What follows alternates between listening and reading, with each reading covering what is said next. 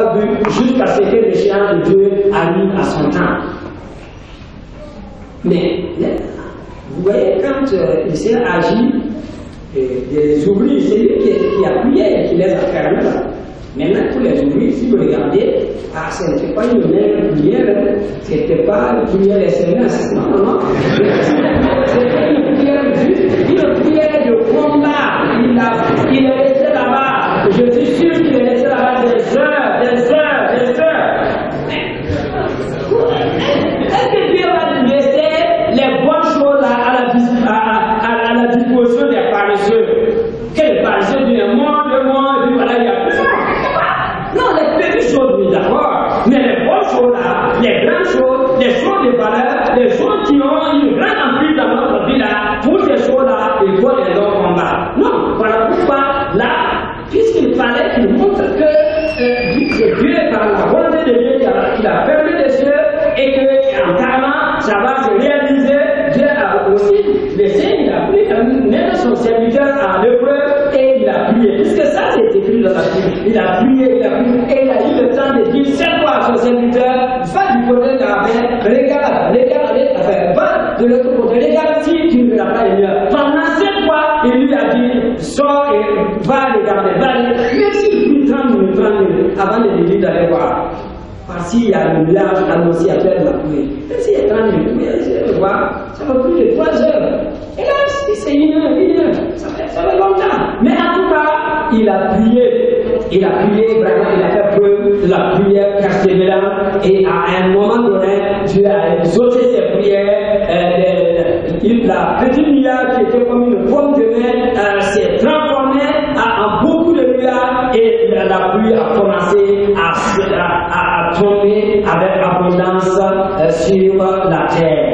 Que le nom du Seigneur soit glorifié. Que nous puissions savoir prier. Et je veux dire qu'on apprenne à prier. Non, la prière est une affaire individuelle. Avant d'être une affaire collective. Nous pouvons nous retrouver ici prier, mais c'est bien. Mais je crois que si à la maison on n'a pas appris à prier, on ne pourra même pas supporter 15 minutes de prière qu'on est déjà essoufflé parce qu'on n'a pas appris. Mais il appartient à chacun de nous de prier. Et il prier sans cesse. Quand il dit prier sans cesse là, est-ce que c'est à l'église? Non, c'est pas à l'église. Si c'est à l'église, on va devoir nous maintenir à l'église pendant tout le temps. Non, non, non. On dit prier sans cesse là. Ça veut dire que c'est surtout une exercice individuel que chacun de nous doit mettre dans ses activités, dans ses pratiques. Que le nom du Seigneur soit glorifié. Que nous soyons des gens qui non seulement aiment la prière, mais des gens qui aiment, oui, mais qui prient effectivement, et surtout quand nous avons devant nous de grands enjeux. Et les grands enjeux, ce n'est pas un an qui nous le dit, hein. Non, ça peut commencer par une chose que nous sous-estimons, et puis cette chose sous-estimée devient une chose immense. Mais si nous avons su prier, le Seigneur va nous accompagner. La deuxième notion, c'est la notion de juste. Peut-être que nous sachions que nous sommes justes. Non pas parce que nous sommes bons, parce que nous sommes spéciaux, mais parce que Jésus nous a justifiés. Parce que quelqu'un est mort à notre place. Et en mourant à notre place, il nous a pardonné. Et en nous pardonnant, il a fait que Dieu nous accepte, que Dieu nous reçoit tel que nous sommes. C'est ainsi que nous sommes devenus des justes. Bien sûr, le juste, ce n'est pas quelqu'un qui est justifié une fois pour de bon et qui se livre à tous ses livres.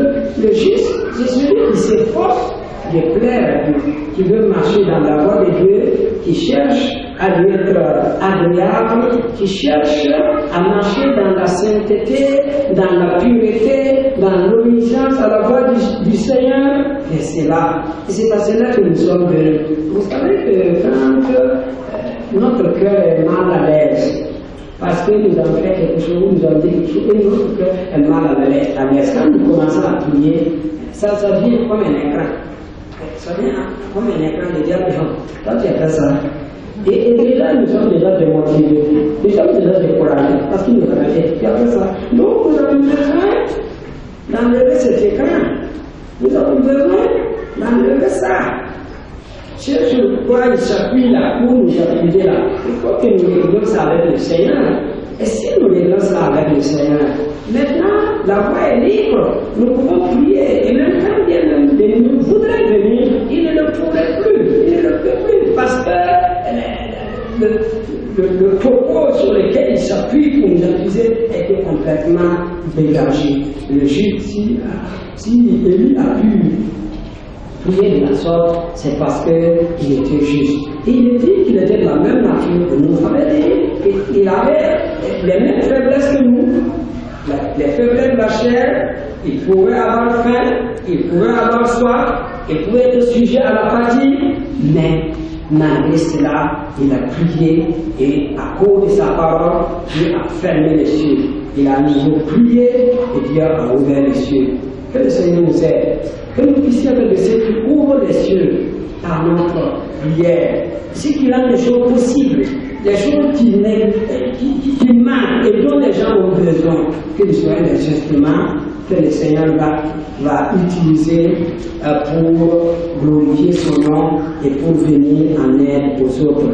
Quelqu'un parmi vous est-il dans la souffrance qu'il prie? Quelqu'un parmi vous est-il dans la joie qu'il chante des cantiques? Quelqu'un parmi vous est-il malade qu'il appelle les anciens de l'Église?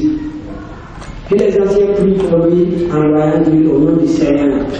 La prière de la foi va sauver le malade, le Seigneur va le relever, et s'il a commis des péchés, il lui sera pardonné.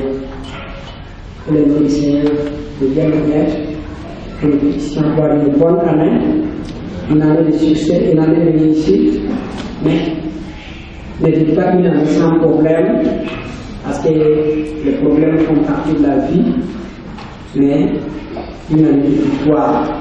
Que nous ayons des victoires face à ces problèmes-là. Victoire, non pas notre victoire, mais pas sa victoire.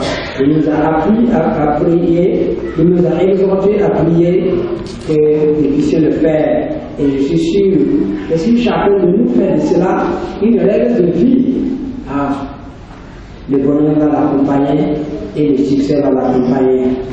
Amen.